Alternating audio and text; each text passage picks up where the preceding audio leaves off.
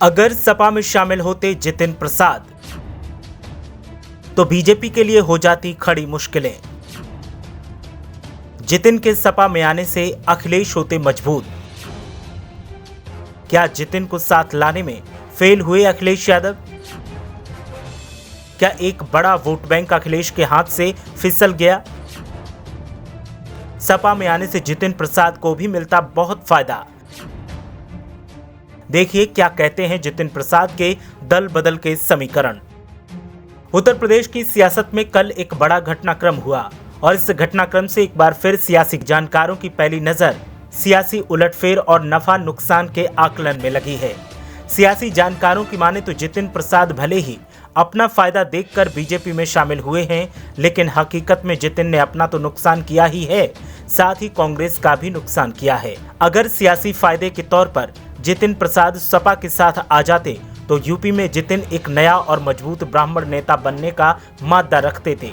बताएंगे आपको कि जितिन ने बीजेपी में शामिल होकर अपना नुकसान कैसे किया है, लेकिन पहले बात करते हैं कि अगर जितिन प्रसाद सपा के साथ आते तो फिर क्या फायदा सपा को मिल सकता था और कैसे अखिलेश यादव बीजेपी के खिलाफ मजबूती से आगे बढ़ते।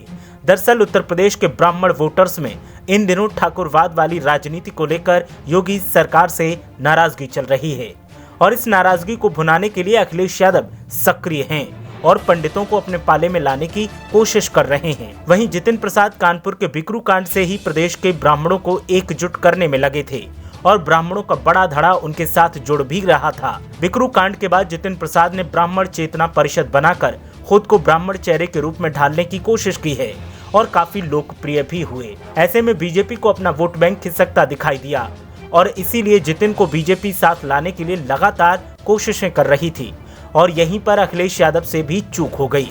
अगर अखिलेश यादव जितिन प्रसाद से संपर्क साधते और उनको साथ आने के साथ ही ब्राह्मण चेतना परिषद को आगे बढ़ाने का ऑफर देते तो जितिन शायद सपा में आ सकते थे और अपने साथ एक बड़ा वोट बैंक भी ला सकते थे, लेकिन अखिलेश यादव की दूरदर्शिता यहाँ गच्चा खा गई और बीजेपी ने बाजी मार ली। बीजेपी ने एक तीर से 3 निशाने लगाए हैं। वहीं जो जितिन प्रसाद यूपी में बीजेपी को ब्राह्मण विरोधी बताकर खुद को ब्राह्मणों का नेता बनाने में लगे थे और उनके साथ जो पंडित वोटर्स जुड़े थे वो अब निराश होते दिख रहे हैं और उनका बंदरबाट होता दिखाई दे रहा है, क्योंकि कुछ सपा तो कुछ कांग्रेस और बीएसपी के अलावा बीजेपी के साथ भी दिखेंगे। जितिन प्रसाद ने बीजेपी का विरोध कर जिन्हें इकट्ठा किया था उनको खुद बीजेपी में शामिल होने के बाद ठगा सा महसूस करवा दिया है और इससे बीजेपी को फायदा मिले न मिले, लेकिन जितिन प्रसाद ने अपना नुकसान जरूर किया है। यही जितिन प्रसाद अगर सपा के साथ आते तो फिर उनका कद भी बढ़ता और उनके संगठन को भी मजबूती मिलती, लेकिन राजनीतिक समीकरणों और हालातों में उनके लिए इस पहचान को बहुत आगे ले जाना अब आसान नहीं दिखता। ये जरूरी है कि उनके रूप में बीजेपी को रोहिलखंड खासतौर से तराई क्षेत्र में एक बड़ा चेहरा जरूर मिल गया है, बावजूद इसके कि इस इलाके में उनकी पकड़ और मजबूत अपने पिता जितनी मजबूत नहीं रह गई।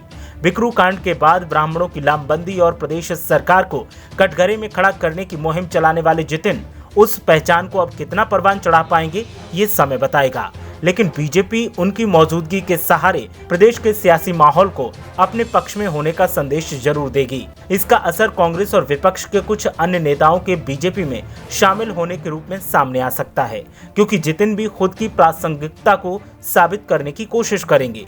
राजनीतिक जानकारों की माने तो जितिन के आने से बीजेपी को वोट मिले न मिले, लेकिन मनोवैज्ञानिक बढ़त 2022 की मजबूती को दिखा रही है, लेकिन ये मजबूती कितनी कारगर साबित होगी वो आने वाला वक्त बताएगा। राजनीतिक जानकारों का ये भी कहना है कि अखिलेश यादव के साथ अगर जितिन प्रसाद होते तो 2022 के चुनावी नतीजे एकदम उलट होते और 2022 के ये चुनावी नतीजे सपा की ताजपोशी के लिए काफी कारगर साबित होते। ब्यूरो रिपोर्ट, मीडिया हलचल।